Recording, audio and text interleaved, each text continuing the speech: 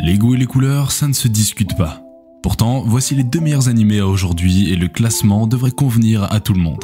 Sinon, on devra se rejoindre sur le fait que les animés font maintenant partie de la culture et certains personnages comme Sangoku et ses transformations sont devenus des icônes reconnues dans le monde entier.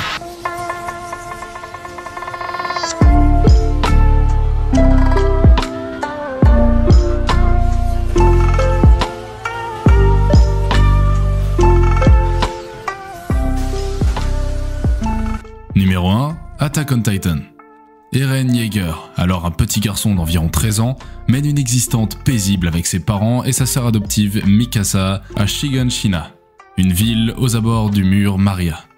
Mais malheureusement, alors que les humains n'ont pas aperçu de titans aux abords du district depuis plus d'1 siècle, la ville est attaquée par un titan de 60 mètres qui ouvre une brèche dans le mur contre la ville. Des titans se déversent alors dans les rues, dévorant tous les humains qu'ils croisent. Eren et Mikasa sont témoins de la mort de leur mère qui se fait dévorer sous leurs yeux. Un titan cuirassé fait à son tour son apparition et perce le mur Maria, permettant au titan d'envahir tout l'espace compris entre les murs Rose et Maria. Eren et Mikasa réussissent tout de même à s'enfuir de la ville avant qu'il ne soit trop tard, avec leur ami Armin. Le père d'Eren, qui était absent de la ville ce jour-là, est porté disparu. Il apparaît cependant à Eren dans la nuit et lui confie la clé du sous-sol de leur maison, qui contiendrait soi-disant des informations essentielles sur les titans. Suite à cette journée funeste, Eren décide de se venger et jure de tuer tous les titans jusqu'au dernier en intégrant l'armée, et plus précisément le bataillon d'exploration. Numéro 2, One Punch Man. Saitama est un jeune homme sans emploi, déprimé et sans but profond dans sa vie. Un jour, il rencontre un homme crabe qui recherche un jeune garçon avec un menton fendu comme un cul, selon ses termes. Saitama finit par rencontrer ce jeune garçon et décide de le sauver de l'homme crabe, qu'il arrive à battre difficilement. Dès lors, Saitama décide de devenir un super-héros et s'entraîne pendant 3 ans très sérieusement. Sans pompe, sans squat, sans abdos et 10 km de course au quotidien, et il n'y a pas de conditions de chauffage ni de climatisation. À la fin de son entraînement si intense qu'il en perd ses cheveux, il remarque qu'il est devenu tellement fort qu'il parvient désormais à battre tous ses adversaires d'un seul coup de poing. Sa force démesurée est pour lui source de problèmes puisqu'il ne trouve pas d'adversaire à sa taille et s'ennuie dans son métier de héros car les combats ne lui procurent plus aucune sensation ni aucune adrénaline. Bien qu'il ait mis un terme à un bon nombre de menaces, toutes plus dangereuses les unes que les autres, personne ne semble remarquer l'incroyable capacité de Saitama, à l'exception de son ami et disciple Genos, un jeune homme devenu cyborg. Numéro 3, Fate Zero. L'histoire prend place 10 ans avant les événements de Fate Stay Night. Durant la guerre du Saint Graal, 7 grands mages masters nommés par le Saint Graal vont invoquer 7 esprits mythiques, des servants, afin de se livrer une lutte acharnée jusqu'à ce qu'il n'en reste qu'un. Après 3 guerres infructueuses, le combat est sur le point de reprendre pour la 4e fois, et les mages s'empressent de rejoindre Fuyuki, le champ de bataille, chacun priant pour la victoire. En effet, le Saint Graal offrira au vainqueur la possibilité d'exaucer son vœu le plus cher. Parmi ces 7 masters, l'un d'entre eux, Kirei Kotomin, ne semble montrer aucune détermination pour acquérir ce Saint Graal, tandis qu'à l'opposé, Kiritsugu Emiya se bat de toutes ses forces pour l'obtenir. La rivalité entre ces 2 hommes, ainsi que le déroulement des différentes luttes entre masters et servants, constitue le cœur du récit. Cette histoire retrace la vérité sur la 4e guerre du Saint Graal qui a eu lieu 10 ans avant celle du célèbre jeu vidéo Fate Stay Night, où elle avait déjà été présentée par fragments. Lumière sera faite sur le combat qui a impliqué Kiritsugu Emiya, le père adoptif de Shiro, et héros de cette histoire. Tokiomi Tosaka, le père de Rin, et le jeune Kirei Kotomin, principal antagoniste.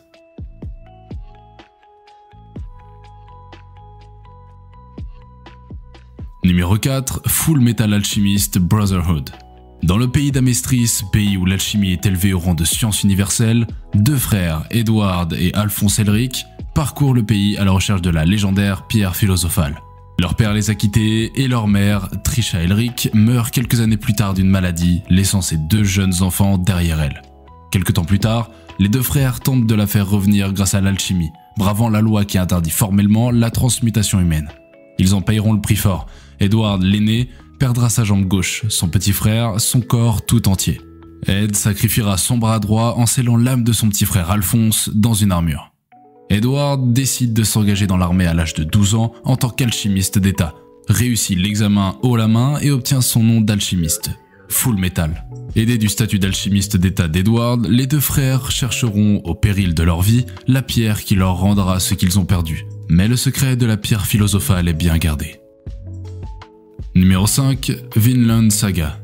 Mêlant personnages et événements historiques avec de nombreux éléments fictifs, Vinland Saga est le récit de la vie d'un jeune Islandais, Thorfinn Thorsson. Ce fils d'un illustre guerrier repenti verra sa vie basculer lorsque son père est assassiné par des pirates menés par le rusé Askeladd. Animé par la vengeance, Thorfinn suivra puis intégrera cette bande avec le désir affiché de tuer dans un duel loyal l'assassin de son père. La quête vengeresse de Thorfinn est le fil rouge du prologue de l'histoire, tome 1 à 8. Elle le mènera notamment à participer à l'invasion de l'Angleterre par les Danois au début du XIe siècle. Cette partie de l'histoire traite avec brio de sujets divers tels que la guerre, la politique, la religion et brosse un portrait convaincant et humain de la vie quotidienne des populations victimes de la guerre, mais aussi et surtout des guerriers, bien loin des clichés véhiculés habituellement par les Vikings. À partir du tome 8 débute le deuxième arc de l'histoire. L'action quitte les champs de bataille anglais pour s'établir dans une propriété agricole d'Europe du Nord, tandis que le thème de la guerre fait place à celui de la rédemption.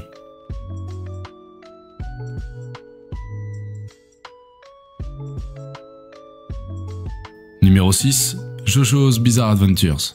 En Angleterre, dans les années 1880, Jonathan, fils unique de la famille aristocrate Joestar, s'efforce de devenir un gentleman accompli. Son quotidien est bouleversé par l'adoption de Dio Brando, un jeune homme mystérieux du même âge. Cette adoption résulte d'une vieille promesse liant leurs pères respectifs. Dario a sauvé la vie de George Joestar dans le passé et lui demande, sur son lit de mort, de recueillir son fils. Mais Dio est fourbe, ambitieux et sans scrupules. Il fera tout pour s'emparer de la fortune des Joestar et détruire la vie de Jonathan. Leur lutte fratricide va les mener dans les recoins les plus sombres de la magie noire et se perpétuer de génération en génération comme une malédiction. Retrouvez également le deuxième arc de la saga JoJo Battle Tendency. Suivez le petit-fils de Jonathan, Joseph Joestar, à New York et revivez toute son aventure sur ADN. Numéro 7, Mob Psycho. L'histoire suit Kageyama Shigeo, un élève de 4e possédant des pouvoirs psychiques. Il peut plier et soulever n'importe quel objet avec son esprit. Cependant, il s'est lentement refusé d'exercer ses capacités en public car sa trop grande puissance peut infliger des conséquences négatives aux humains normaux. Aujourd'hui, la seule et unique chose qu'il désire est de sortir avec une fille de son collège, Tsubomi. Avec son mentor, qui ne possède aucun pouvoir, il continue de vivre paisiblement en essayant de réaliser son but.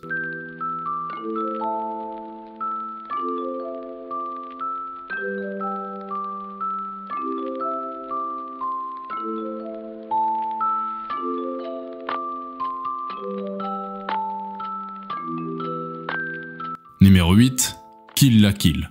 Nous découvrons une jeune fille de 17 ans, Ryuko Matoi, qui arrive dans une ville japonaise. Elle se balade avec une étrange mallette dans le dos qui contient une moitié d'une paire de ciseaux.